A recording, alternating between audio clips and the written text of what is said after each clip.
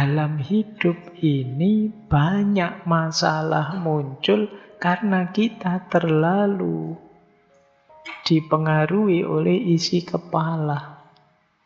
Kita selalu menghakimi, kita selalu membanding, kita selalu memberi label apa saja. Sehingga kita kehilangan hubungan langsung dengan kenyataan.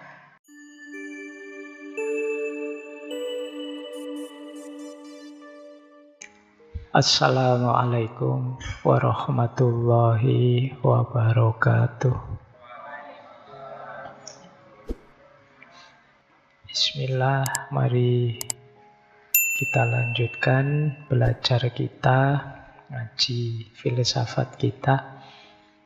Oke, kita masuk ke beberapa gagasan pokok dari tokoh-tokoh kunci ya. Yang pertama dari founding fathers-nya, Nishida Kitaro. Beliau punya teori Junsui Keiken.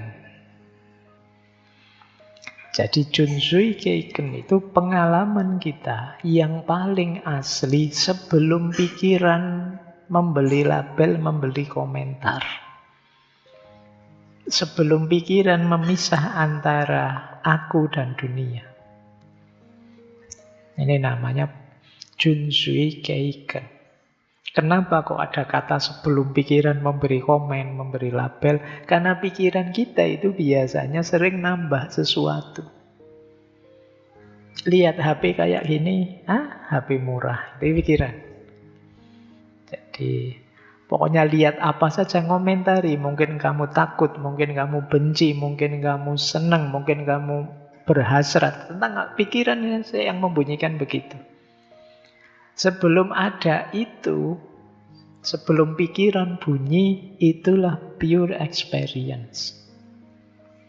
Nah, kadang-kadang kita ke-distract oleh pikiran kita sendiri. Manusia itu sering saya bilang makhluk yang selalu memberi label, memberi nama. Kadang kita pakai istilah memberi makna. Padahal hakikatnya mungkin label itu ya versi kita saja. Lihat warna merah yang muncul di kepalamu apa? Macam-macam bisa. Merah adalah marah, Pak. Merah adalah ayo berhenti, Pak. Lampu merah. Merah adalah berani, Pak. Bendera merah putih. Merah adalah partai, Pak. Merah adalah itu kan pikiranmu yang membunyikan. Hakikatnya kan merah, ya merah saja kan. Jadi mungkin kalian punya kesan sendiri tentang jubah, tentang jenggot, tentang macam-macam pikir. Itu label yang diberikan oleh pikiranmu. Mungkin dari pengalaman sebelumnya, dari teori yang kamu dapat sebelumnya. Baju koko ini kamu menyebutnya, wah ini baju muslim ya Pak. Nanti ada yang bilang, bukan Pak, itu kerah Shanghai Pak namanya, tidak ada hubungannya dengan agama. Oh, ada macam-macam caramu melabeli. Yang penting baju tanpa kerah kan begitu saja. Tapi pikiranmu membunyikannya dengan 1001 tafsir. Maka temukanlah pure experience. Jadi pengalaman murni sebelum kamu kasih label-label. Nah, karena di situ nanti kita ketemu kesejatian dari keberadaan. Sebelum kita kurungi dengan perspektif kita, cara pandang kita. Ini teori dari Nishida. Jadi kalau dirangkai cara kerja kita memahami sesuatu itu, yang paling awal namanya pure experience, terus pikiran kita memberi nama, terus muncul aku dan dunia. Muncul aku dan dunia itu kamu identifikasi dia sehubungan dengan dirimu, terus muncul penilaian. Pure experience, kalian lihat baju seperti ini. Pikiranmu ngasih label, oh itu baju koko, baju muslim. Muncul karena aku muslim, ini berarti baju untukku. Ini aku dan dunia. Ini bajunya orang soleh ini. Oh, itu aku dan dunia. Setelah itu muncul penilaian. Wow, ini pakaian ini harus dihormati ini. Pakaian yang baik ini. Pakaian yang sopan ini. Itu yang dimaksud. Kita selalu begitu. Pure experience-nya apa? Lihat baju kayak gini, terus kamu melabeli ini. Oh, itu bukan baju koko, Pak. Itu baju kerah Shanghai saja. Nah, muncul aku dan dunia kemudian. Aku bukan orang Shanghai, aku bukan orang Cina kok. Berarti baju ini enggak untukku dong. Aku nyari baju Jawa saja lah, surjan saja misalnya. Padahal surjan juga nanti kayak gini kerahnya. Tapi labeling, penilaian kita. Jadi hidup kita itu isinya apa? Pemaknaan-pemaknaan, label-label. Yang label itu dari pengalaman kita sebelumnya, ilmu wawasan yang sudah numpuk di kepala kita, sehingga kadang-kadang kita kehilangan kesejatian. Terkubur oleh makna-makna yang numpuk di kepala kita. Jadi isi kepala kita itu kan mindset-mindset, cara pandang terhadap sesuatu. Apa saja kita labeli, kita maknai. Hitam artinya, oh itu bisa orang bilang, hitam itu elegan, Pak. Hitam itu kegelapan, Pak. Hitam itu bisa macam-macam. Warnanya hitam, tapi isi kepala kita membunyikannya dengan beragam makna. Maka ayo kita latihan menemukan pure experience. Jadi pengalaman yang sejati. Kata Nishida ada dua analogi ya yang sering dicontohkan untuk pure experience itu. Yang pertama bayi. Yo bayi tidak punya label-label, pikirannya masih murni. Jadi bayi itu kalau lihat bunga mawar misalnya, dia tidak akan bilang, romantis, tidak akan begitu. Jadi dia hanya lihat warnanya merah, bentuknya begitu, dan lain sebagainya. Kalau kalian diberi bunga mawar kan gitu langsung tersipu malu kan. Tapi bayi enggak, dia enggak. Kenapa? Di kepalanya enggak ada konsep romantis. Bunga ya bunga saja. Itu makanya dianalogikan dengan bayi. Atau, ini contoh yang sering dipakai juga. Bayangkan kalian lihat matahari terbenam, sunset. Kan begitu lihat kan pikiranmu selalu indah sekali ya. Warnanya cerah sekali ya. Ini saatnya selfie ini. Terus pikiranmu kan selalu banyak. Isinya begitu-begitu. Dan itu hasil pikiran. Loh, pure experience itu momen singkat sebelum pikiranmu mengomentari. Mungkin ketika kamu melihat langit, cahaya, warna, dan keheningan di baliknya. Sebelum mulutmu bilang indah, sebelum kemudian kamu merasa ingin memotretnya, sebelum kamu bandingkan dengan pengalamanmu yang lain sebelumnya. Itulah pure experience. Belum ada kata-kata, belum ada penilaian, belum ada aku yang sedang menikmati matahari. Itulah pure experience. Pengalaman murni, kata Nishida. Kenapa kita perlu pure experience? Dalam hidup ini banyak masalah muncul karena kita terlalu dipengaruhi oleh isi kepala. Kita selalu menghakimi, kita selalu membanding, kita selalu memberi label apa saja. Sehingga kita kehilangan hubungan langsung dengan kenyataan. Saya kehilangan hubungan dengan HP ini karena terhalang oleh konsep di kepalaku tentang HP. Jadi saya tidak bisa kemudian secara utuh berhubungan dengan HP.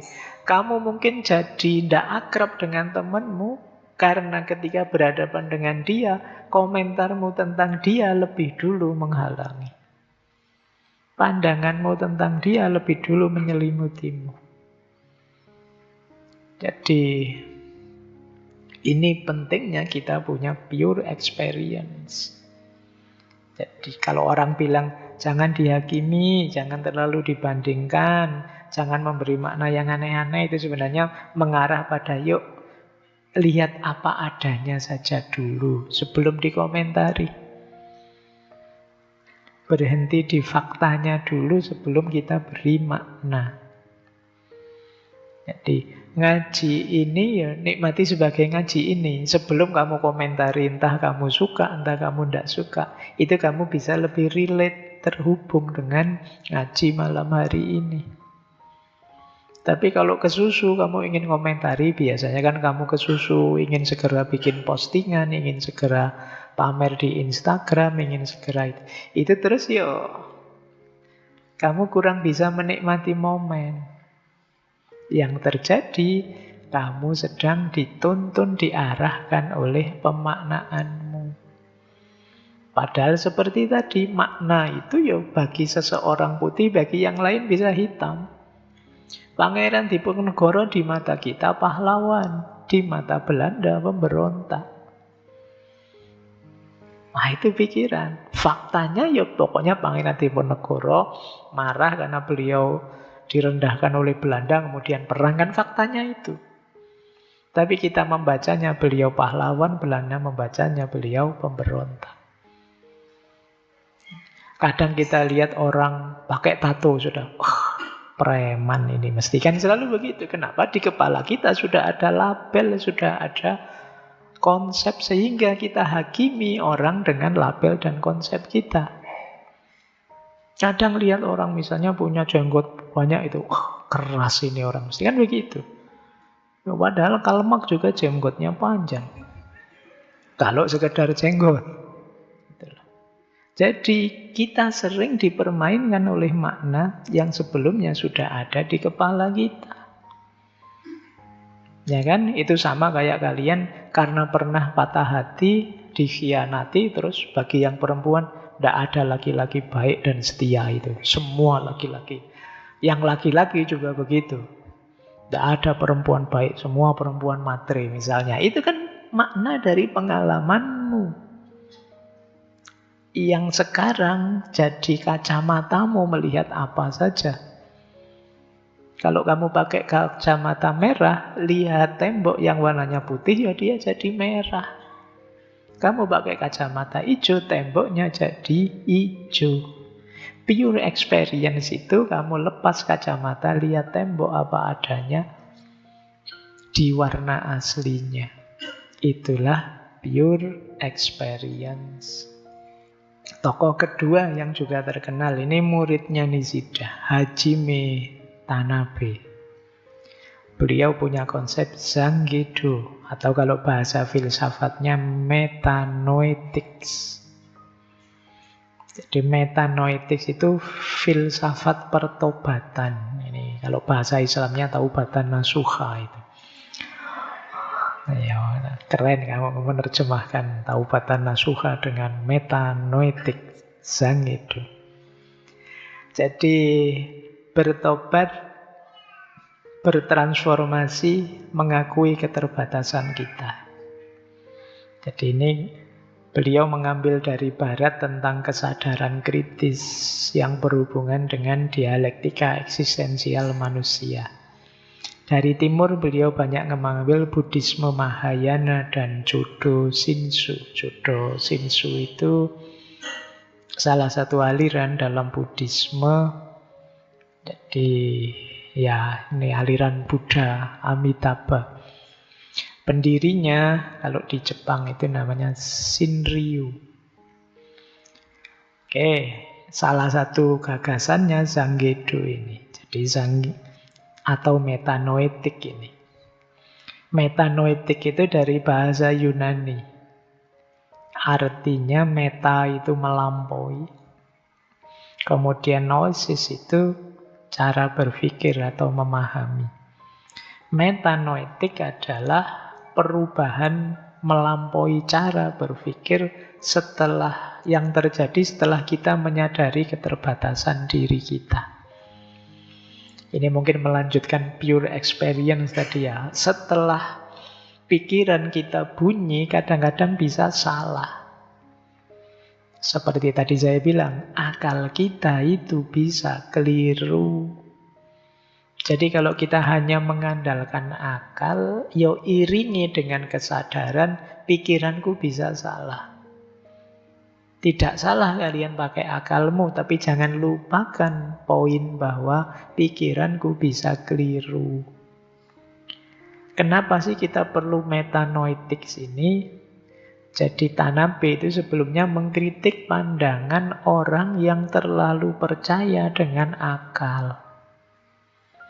Kadang kita merasa yang penting aku pinter, semua masalah bisa aku selesaikan. Nyatanya tidak begitu. Tadi banyak saya contohkan bagaimana banyak persoalan yang tidak selesai dengan logika. Akal kadang punya batasnya sendiri. Nah ini teman-teman boleh kembali, dulu banyak kajian yang maknanya ini ya. Boleh kembali ke misalnya Imam Ghazali yang ketika beliau menulis Al-Munqidh Minad Dhalal. Beliau mengkritik model-model nalar, antara lain nalar yang sepenuhnya rasional, yang kadang-kadang keliru. Kita menganggapnya benar, tapi ternyata tidak. Ya contoh sederhana kayak kita zaman SD atau SMP dulu ya. Kadang kita merasa ini pas, ini benar, kayak kalian nggarap ujian itu loh. Merasa puas, ini mesti 100 nilaiku. Lah geledak ya, bijimu cuma nilainya cuma A, C, apa D. Dosennya gimana sih? Nyalahke dosennya, jawabanmu yang keliru. Kamu terlalu percaya diri bahwa pikiranmu benar, kadang-kadang salah. Berapa banyak tebakanmu yang keliru, pemahamanmu yang meleset. Kamu sudah mantep, yakin, ternyata salah. Dan itu sering. Itu yang dimaksud keterbatasan akal. Dulu juga kita pernah ngaji filsafat, temanya batas nalar. Sepinter apapun kita, ada batasnya. Saya mungkin ahli bidang ini, bidang itu, tapi bidang yang lain tidak. Itu batas nalar yang paling kelihatan sudah. Jadi kadang-kadang di bidang saya sendiri pun bisa kepleset, keliru, salah. Manusia itu bisa salah paham, bisa gagal paham, bisa beda paham. Jadi hidup ini begitu, jangan dikira kalau saya memahami pasti paham. Bisa saja tidak paham. Bisa saja salah paham. Bisa juga beda paham. Jadi kalau kamu nyuruh orang, baca buku dong biar paham. Tidak mesti. Baca buku itu memang bisa paham, tapi bisa juga salah paham. Bisa juga tidak paham. Kayak kalian baca buku filsafat kan yang banyak terjadi tidak paham. Bisa juga beda paham. Beda paham itu isi bukunya aliran apa, kamu alirannya apa. Kamu anggap bukunya keliru, padahal mungkin ya beda paham. Jadi, akal kita banyak keterbatasan. Bahkan Imam Ghazali mencontohkan, kadang-kadang kita merasa seyakin itu, misalnya dalam mimpi. Pas mimpi itu kan pikiran kita seolah-olah ini benar terjadi loh ini. Begitu bangun, cuma mimpi. Itu kan salah satu contoh sederhana bagaimana pikiran kita kadang ketipu. Apalagi hari ini, sudah era post-truth ini, pikiran kita jungkir balik, pontang-panting tiap hari ketipu. Dianggap asli, ternyata AI. Dianggap beneran, ternyata bohongan. Kamu jungkir balik sudah. Kamu anggap benar, ternyata tidak. Jadi, kata Tanabe, manusia itu perlu metanoetik. Sadar saya mungkin salah, dan setelah sadar saya siap berubah. Itu metanoetik. Jadi ini menggabungkan Barat dan Timur ya. Tadi ada beberapa tradisi kritis Barat plus tradisi nalar gaya timur. Analoginya begini, ini contohnya ya. Tadi kan digambarkan kalau yang pure experience tadi pantai, sunset. Nah, ini analoginya mendaki gunung. Jadi untuk kalian lebih memahami ya, saya banyak pakai analogi. Bayangkan kita mendaki gunung. Awalnya kan kita begitu pedenya. Aku mesti sampai puncak. Tapi tambah tinggi, loh ini kok jalannya tambah curam. Aku sudah kecapean. Ternyata aku tersesat. Setelah tersesat, baru kemudian, berarti aku butuh bantuan. Loh, momen ketika saya sadar salah jalan, ngaku bahwa saya punya kelemahan, dan siap mendapat bantuan, itulah metanoetics. Hidup ini kita perlu ini. Banyak orang yang salah tidak sadar. Atau sadar tapi ngotot, ngeyel. Oh, ini lebih berat. Atau sudah sadar tapi egonya besar sehingga tidak mau tetap menerima bantuan. Wah, tersesat saya ini. Coba tak cari sendiri, tambah tidak karu-karuan. Kita dalam hidup sering begitu. Maka penting metanoetics ini. Kita sadari kita terbatas, kita bisa salah. Kalau kita salah, kita mau ditunjukkan, diluruskan, diberitahu yang benar yang mana. Itu ada analogi kedua. Analogi di satu buku pakai analogi ayah dan anaknya. Ada cerita seorang ayah yang selalu merasa dirinya benar. Jadi pokoknya anak ini tiap hari dimarahi terus. Satu ketika anaknya bilang, ya aku kok takut ya ngomong sama ayah. Karena dia tiap hari dimarahi, sekarang dia jadi tidak berani ngomong. Tiba-tiba anak ini ngomong, aku kok takut ya bicara sama ayah. Begitu anaknya ngomong begini, bapaknya, ayahnya tiba-tiba sadar, salah berarti saya selama ini. Keliru aku. Aku merasa sudah mendidik dengan baik, ternyata salah, ternyata aku hanya melukai anakku sampai dia ngomong saja tidak berani. Loh, kalimat ini kan kalimat yang tidak sekedar penyesalan. Kalau sudah sadar begini kan nanti mau berubah. Kalau mengubah sendiri tidak bisa, ya terpaksa mengambil, harus terbuka untuk dibantu orang lain, dituntun orang lain. Inilah metanoetics. Kita dalam hidup sering begini.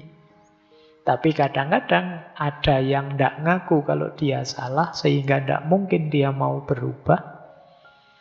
Ada yang sadar kemudian mau berubah tapi egonya terlalu besar, merasa aku sendiri juga bisa. Kata Nabi, rute ideal itu kita sadar kita terbatas dan bisa salah. Kalau kita salah, kita siap berubah dan kita terbuka terhadap pertolongan yang lain. Nah, dari situ nanti beliau merumuskan proses semacam ini. Inilah proses metanoetics.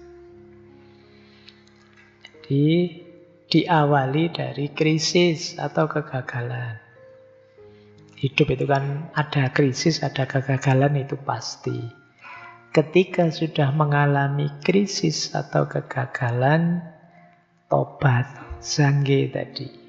Aku sadar bahwa aku terbatas dan perlu berubah. Kalau sudah sadar, terus melepaskan ego. Aku berhenti menjadikan diriku pusat dari semuanya. Selama ini aku nganggap segalanya bisa. Tanpa orang lain aku juga bisa. Tapi sekarang aku sadar, tidak ada orang lain, aku bukan apa-apa. Tidak ada yang lebih besar dari aku, Tuhan, aku bukan apa-apa.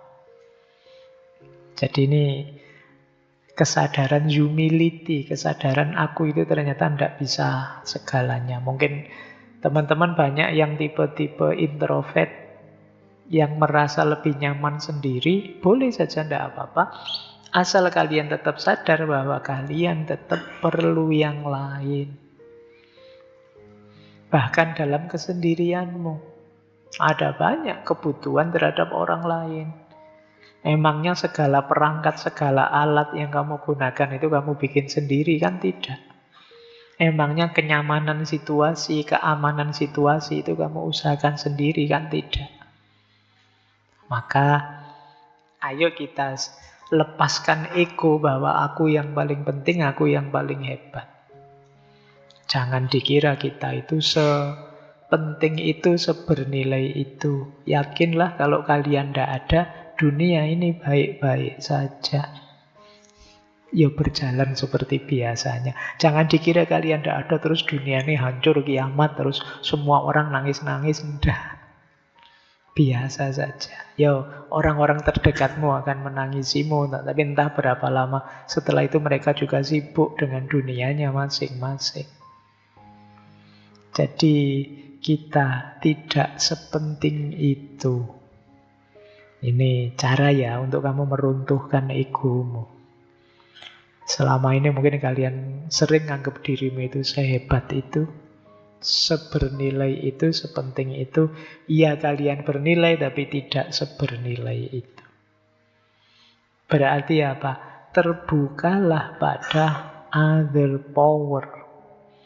Ini kalau di ajaran aslinya yang Buddhisme tadi, Buddhisme Tanah Suci, Buddhisme Amitabha tadi, other power yang namanya Tariki itu ya Buddha Amitabha.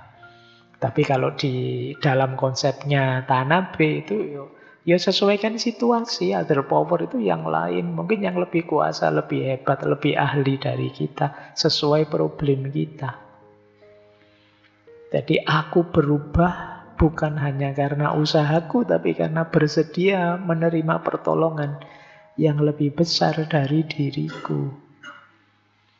Kalau butuh pertolongan ahli, ya mintalah, terbukalah untuk ditolong. Kalau butuh pertolongan teman, ya terbukalah untuk ditolong. Itu namanya tariki. Tariki itu lawannya jiriki. Nah, ini bukan bahasa Jawa loh ya, bahasa Jepang. Meskipun saya lidahnya Jawa. Jadi kalau dianalogikan orang tenggelam, itu saya tulis, jiriki itu self power. Kalau kita tenggelam, berusaha untuk berenang sendiri sampai ke pinggir, itu namanya jiriki, self power. Kalau tariki, other power. Kita tidak bisa berenang, tapi tiba-tiba ada orang melempar pelampung sehingga kita bisa berpegangan pada pelampung itu dan selamat. Itu namanya jiriki. Hidup ini kadang-kadang karena ego kita merasa sehebat itu jiriki kita. Padahal ya kita juga punya batas, punya kelemahan. Maka ayo kita terbuka pada other power. Namanya tariki. Nah, jadi jangan sombong, jangan merasa hebat bahwa sendirian aku bisa. Anda sadari perlu bantuan orang lain. Minimal orang lain biar tidak mengganggumu. Itu juga bantuan.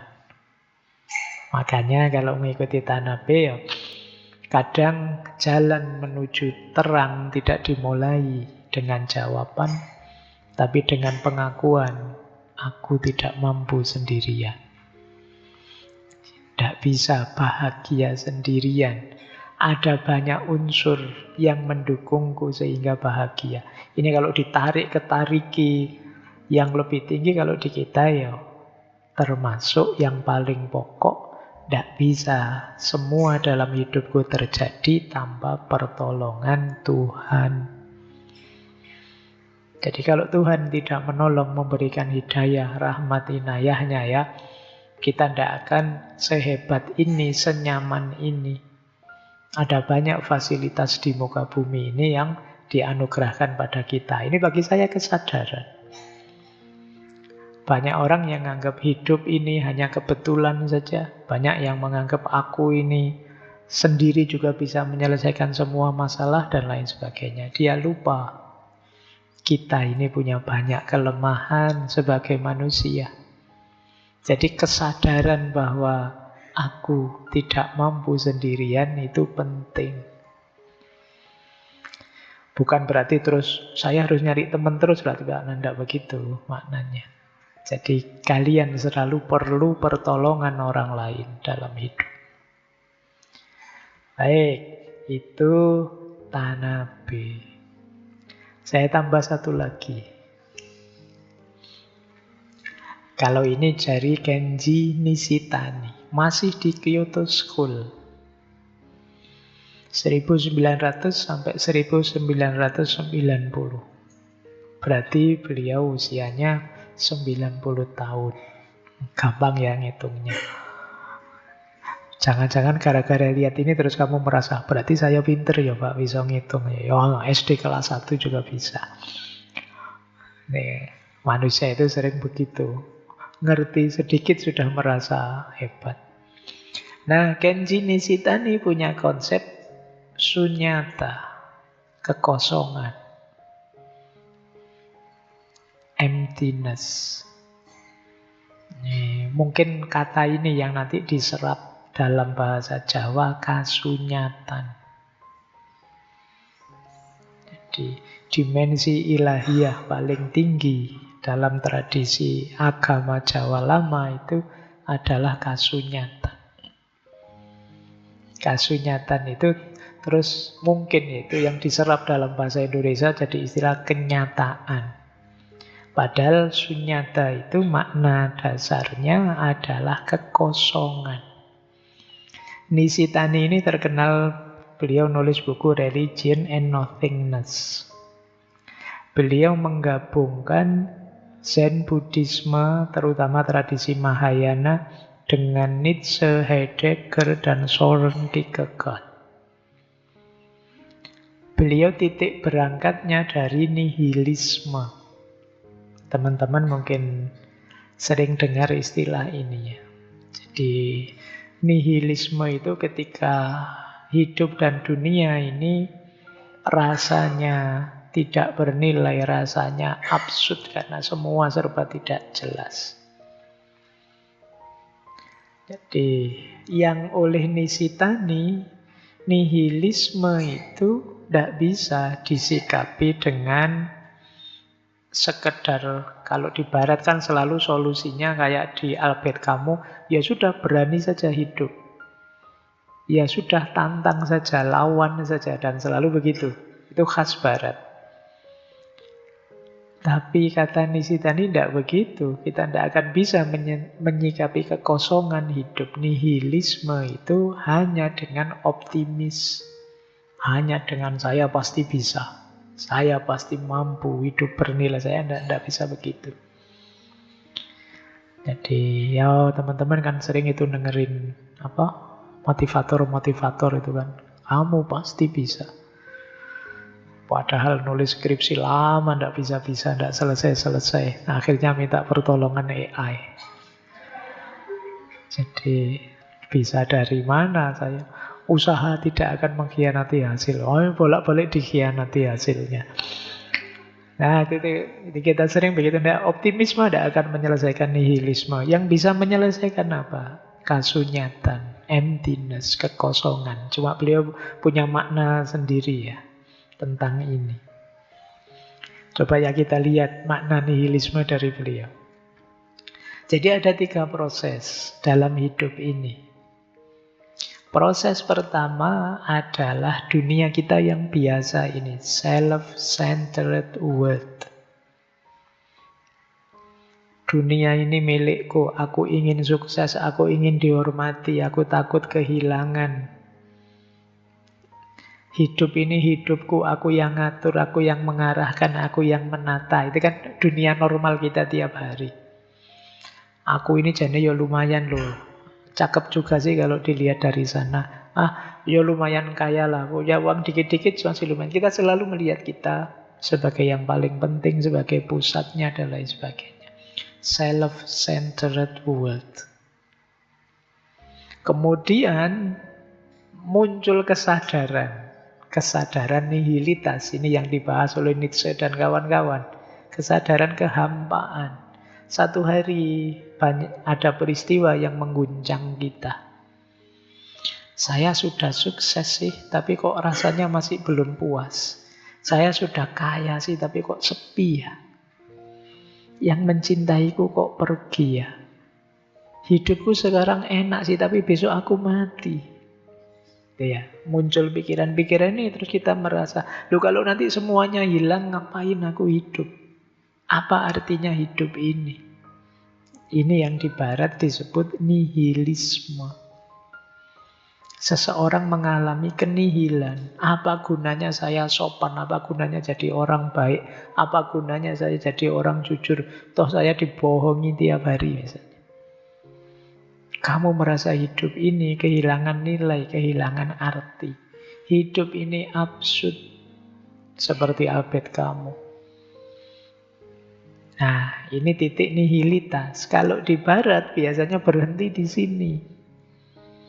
Kalau di Nishitani tidak, beliau minjem konsep-konsep Buddhisme. Jadi dengan konsep kekosongan, tapi kosong yang maknanya berbeda. Jadi Nishitani menyadarkan kita, nihilitas itu bukan akhir, kekosongan itu bukan akhir. Jadi kosong itu bukan berarti tidak ada apa-apa, justru kebalikannya. Jadi kosong itu berarti tidak ada sesuatu pun yang bisa berdiri sendiri tanpa bergantung yang lain. Versi dia begitu. Kita lihat ya, nanti kita pahami pelan-pelan tentang kasunyatan ini. Kita pahami analoginya dulu ya. Analoginya seperti cangkir. Tadi ya. Cangkir itu, dia jadi cangkir kan tidak karena cangkir itu sendiri. Ada banyak yang membuat dia jadi cangkir. Ada tanah liatnya, ada tukang bikinnya, ada api, air, udara, bumi. Kayak Avatar ya. Terus ada waktu, ya pokoknya unsur-unsur itu ada semua di situ. Jadi tanpa semua itu tidak ada cangkir. Begitu pula kita manusia. Kita itu tanpa relasi kemana-mana juga tidak ada. Tanpa kalian, saya ini tidak ada malam ini. Kalian tanpa saya juga tidak ada. Tanpa takmir, mungkin juga kajian ini tidak ada. Kajian ini tidak ada, saya juga tidak ada. Itu tarikan-tarikan keberadaan. Aku ada karena ada orang tua. Orang tuaku ada masyarakat, ada bahasa, ada alam, ada sejarah. Banyak hubungannya yang lain. Jadi saya mengada melalui hubunganku dengan yang lain. Pada dasarnya saya itu kekosongan. Aku bukan apa-apa, bukan siapa-siapa. Baru kalau dihubungkan dengan kalian, saya dosen. Gitu loh. Baru kalau dihubungkan dengan Allah, aku ini hambanya. Baru kalau dihubungkan dengan mantan, loh yo aku yo mantannya, kan begitu.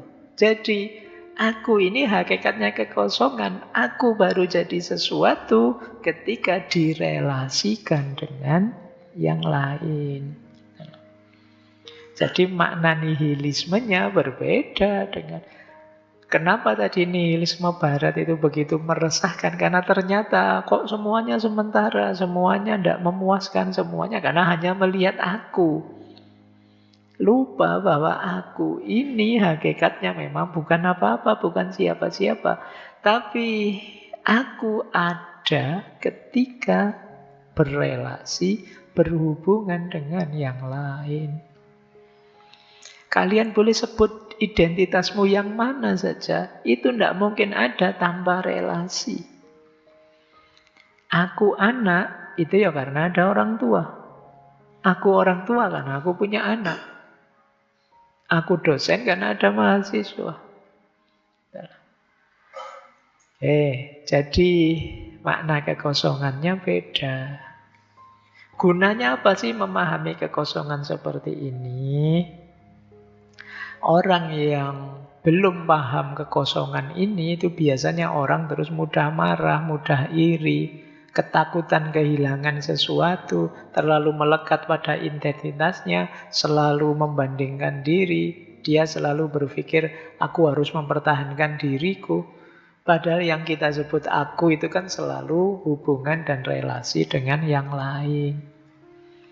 Kalau kita sadar ini, bahwa kita itu kosong, baru ada dalam hubungan dengan yang lain, maka kita jadi sadar semuanya berubah, semuanya saling tergantung, tidak ada yang bisa benar-benar kita miliki. Maka kita jadi lebih rendah hati, lebih bersyukur, lebih bebas dari ego, lebih mudah mengasihi orang lain. Bukan karena dipaksa, tapi karena kita tahu aku dan yang lain itu saling terhubung. Jadi ini memaknai kekosongan tadi. Jadi penting kita pahami kalau ada versi kekosongan yang ini, bahwa hidup itu kosong, aku itu kosong. Kenapa aku itu kosong? Karena aku baru ada ketika berelasi dengan yang lain. Berarti aku ini bisa jadi apa saja, tergantung relasi yang terbentuk, terbangun. Jadi bagaimana 1001 kemungkinan hadirnya aku bisa terjadi.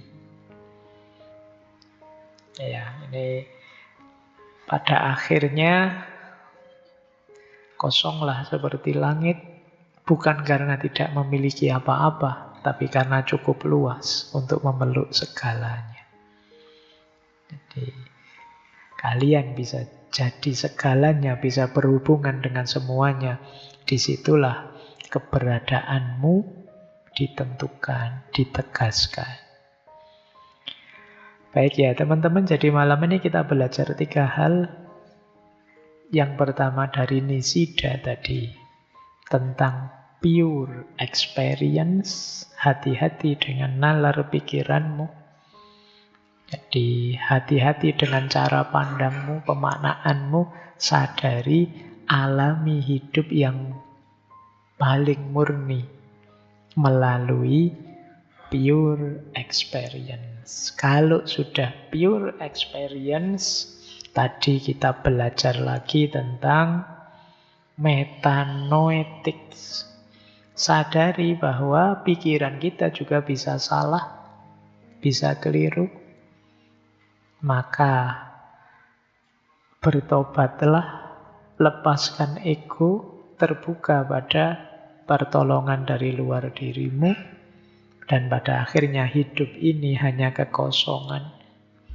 Silahkan diisi, silahkan kamu berelasi untuk membangun duniamu sesuai yang kalian inginkan.